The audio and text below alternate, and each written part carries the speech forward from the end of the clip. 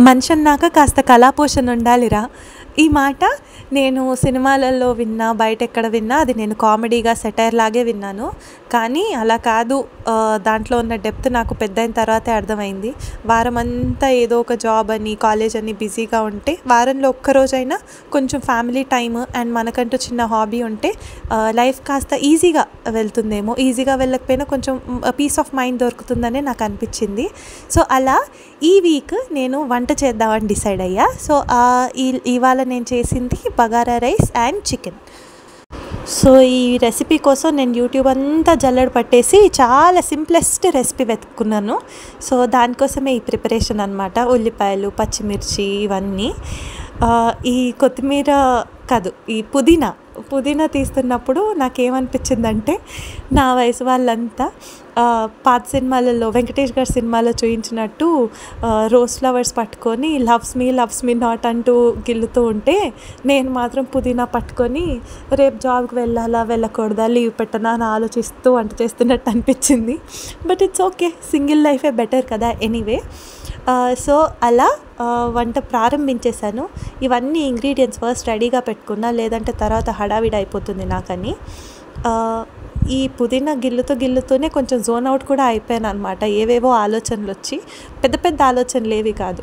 ఇప్పుడు రైస్ వండేటప్పుడు నీళ్ళు ఎన్ని పోయాలి, ఎన్ని పోస్తే మంచిగా అవుతుందా అవ్వదా, మరీ మెత్తగా అయిపోతే ఇంట్లో వాళ్ళు ఏమంటారో, అనవసరంగా ఈ వంట పని పెట్టుకున్నాను, హాయిగా రిలాక్స్ అయిపోయినా బాగుండు కదా, పడుకున్నా అయిపోవు, ఒక మూవీ చూసినా అయిపోవు, వంట రూమ్లో వేడి బాగా ఎక్కువగా ఉంది, ఏసీ పెట్టించుకోవాలి బాగా డబ్బులు సంపాదించి, ఇన్ని ఆలోచనలు వచ్చాయి ఆ 4 పుదీనా ఆకులు తెంపేసరికి.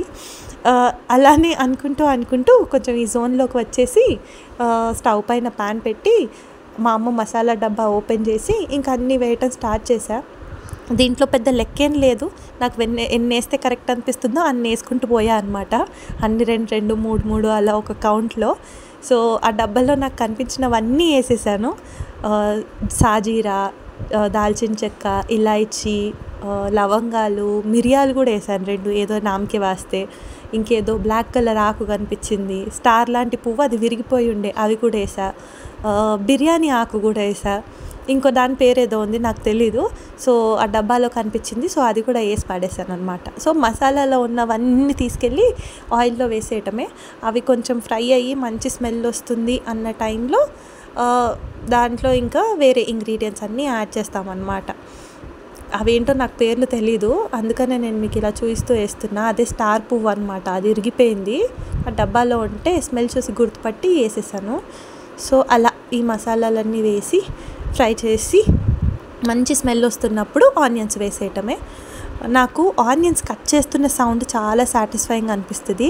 అండ్ దాంతోపాటు బాగా వేడిగా ఉన్న ఆయిల్లో ఆనియన్స్ వేస్తే కూడా ఒకలాంటి సౌండ్ ఇస్తుంది కదా, అది కూడా చాలా సాటిస్ఫైయింగ్ సౌండ్ లాగా అనిపిస్తుంది. మీకు అలాగే అనిపిస్తే కమెంట్ బాక్స్లో చెప్పండి. మరి రోజు వంటలు చేసే అమ్మ వాళ్ళకి మాత్రం ఆ సాటిస్ఫైయింగ్ సౌండ్ లాగా కాకుండా ఇరిటేషన్ లాగా అనిపిస్తుందేమో. సో అలాంటి వాళ్ళు కూడా కమెంట్ చేసి చెప్పేసేయండి. ఎనీవే, ఒకవైపు ఇవన్నీ ఫ్రై చేస్తూ ఉంటే అల్లం వెల్లుల్లిపాయ పేస్ట్ లేదన్న సంగతి చూసుకోలేదు.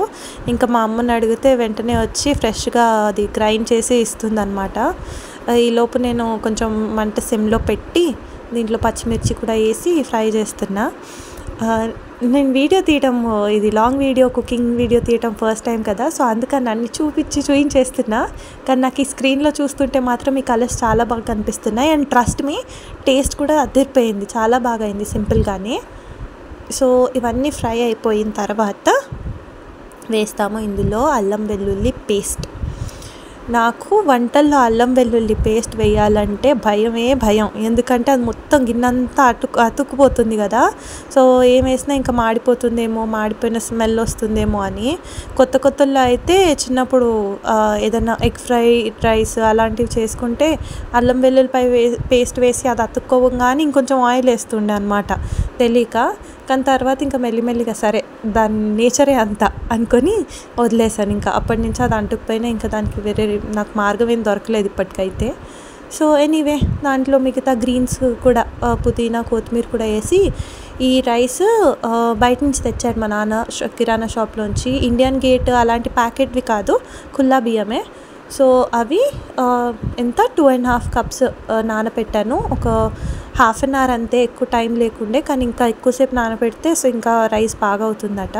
సో ఈ రైస్ అంతా వేసి ఒక్కసారి మిక్స్ చేశాను, సో దట్ అన్నీ కలిసిపోతాయి బాగా, అండ్ రైస్ కూడా కొంచెం ఫ్రై అవ్వాలి అని. సో అది కలిపేసి దీని తర్వాత దీంట్లో వాటర్ వేస్తాను. మేజర్ టాస్క్, వాటర్ వేసే ముందు నేను పడ్డ తిప్పలన్నీ ఇన్ని కాదు క్యాల్కులేషన్స్కి. ఇంత మ్యాథ్స్ నేను స్కూల్లో కూడా ఎప్పుడు చేయలేదేమో, ఎందుకంటే నేను వేసింది 2.5 గ్లాస్, కప్పుకి ఎంత కప్పుంబావు నీళ్ళట ఇలా చెప్పారు.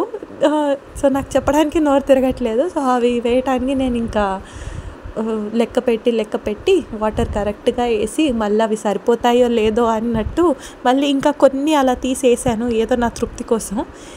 వాటర్ వేసిన తర్వాత అప్పుడు నా బుర్రకి వెలిగింది ఏంటి అంటే, నేను మెయిన్ ఇంగ్రీడియంట్ ఉప్పే వేయలేదన్నమాట ఇందులో. ఎలాగో లాస్ట్ గుర్తొచ్చింది, ఇంకా నయం మూత పెట్టే కంటే ముందే. సో చూసి సాల్ట్ కూడా వేసేసా. ఏదో పెద్ద షెఫ్ లాగా ఏమి చూసుకోకుండా మా అమ్మని అడగకుండా వేసాను, కానీ అది బాగానే సరిపోతుంది. సో వేసేసి ఒకసారి కలిపేసి అండ్ మూత పెట్టేయడమే. నార్మల్గా అయితే 2 విజిల్స్కే కుక్ అవుతుందంట, కానీ నేను ఇది ఎక్కువసేపు నానపెట్టలేదు కదా బియ్యం, సో అందుకని నేను 3 విజిల్స్ ఉంచాను. నేను ఇది పెట్టేలోపు మా అమ్మని బ్రతిమలాడుకున్నా, ముందు చికెన్ నేనే చేద్దాం అనుకున్నా, కానీ ఇచ్చేసేవారికి నాకు నీరసం వచ్చేసింది, నా వల్ల అవ్వలేదు కిచెన్లో నించోవడం. ఇంకా మా అమ్మనే అడిగితే ఇంకా చికెన్ మా అమ్మనే చేస్తా అని చెప్పింది అనమాట. సో ఇది పెట్టంగానే విజిల్ వచ్చేసింది, కానీ అలా రాకూడదట. ఎనీవే ఈ చికెన్ని చూస్తుంటే నాకు పాపం ఆ మూవీలో అల్లు అర్జున్ అంటాడు కదా, కోడి కూడా పొద్దున్నే లేస్తుంది, ఏమవుతుంది కూర అవుతుంది అనేదో, అదే గుర్తొచ్చింది. పాపం ఎక్కడ పుట్టిందో ఎక్కడ పెరిగిందో తిరిగి ఇక్కడికి వచ్చేసి ఇలా మా ఇంట్లో చికెన్ అయిపోయింది. అలా వచ్చి అది ఆ బాండ్లో పడుతుందన్నమాట. సో మా అమ్మ చికెన్ చేసేటప్పుడు కూడా నేను ఇంకా మసాలాలన్నీ వేయమన్నాను, నేను కొంచెం తక్కువ వేసాను కదా దాంట్లో రైస్లో మసాలా అని. సో ఫైనల్లీ చికెన్ కర్రీ అయిపోయింది. ఈలోపు అవి 3 విజిల్స్ వచ్చేసాయి, ప్రెషర్ అంతా పోయింది. And then now opening time. First time చేసిన అదిరిపోయింది కదా, ప్రాపర్ కన్సిస్టెన్సీలో వచ్చింది, రైస్ కూడా ప్రాపర్గా ఉడికిందనమాట. So pat on the back అంటే నాకు నేనే శబాష్ ఇచ్చుకుంటున్నాను అనమాట, చూసావరా ఎంత బాగా చేశాను అని. సో స్లో మోషన్లో అలా మా అమ్మ మంచిగా రైస్ తీస్తూ ఉంటే అది పొడిగా అయ్యింది. నాకు మాత్రం నోట్లో నీళ్ళు వచ్చేసాయి. I'm so proud of my self. Anyway అంత వంటలు రాకపోయినా ఫస్ట్ టైం చేసినా సరే చాలా బాగా చేసేసా. ఎంత యూట్యూబ్లో చూసినా చేయడం ఒక ఆర్ట్ అండి. యూట్యూబ్లో చూసి చేసేసాము అంటే అంత పెద్ద ఈజీ ఏం కాదు. యూట్యూబ్లో చూసైనా సరే ప్రాపర్గా చేయడం అదొక ఆర్ట్ అన్నమాట, art. So soon I will become an artist in cooking. అప్పటిదాకా నా ఛానల్లో వచ్చే వీడియోస్ అన్నీ చూడాలంటే సబ్స్క్రైబ్ బటన్ కింద ఉంటుంది, అది క్లిక్ చేయడం మర్చిపోకండి. అండ్ పక్కనున్న బెల్ ఐకాన్ కూడా, ఓకేనా? సో నేను ఇలా వీడియో పెడితే మీరు అలా చూడొచ్చు. సో ఈ రైస్ని ప్లేట్లో ఇప్పుడు మా అమ్మ చేత పెట్టించుకొని దాంట్లో చికెన్ వేసుకొని ఆనియన్స్తో సర్వ్ చేసుకొని తింటే ఆహా అదిరిపోతుంది. కడుపు నిండా తిన్న తర్వాత ఒక నిద్ర కూడా వస్తుంది. ఆదివారం ఏ అలారం పెట్టుకొని లేవాల్సిన పనే లేదు, మధ్యాహ్నం ఇష్టం వచ్చినంతసేపు పడుకోవచ్చు.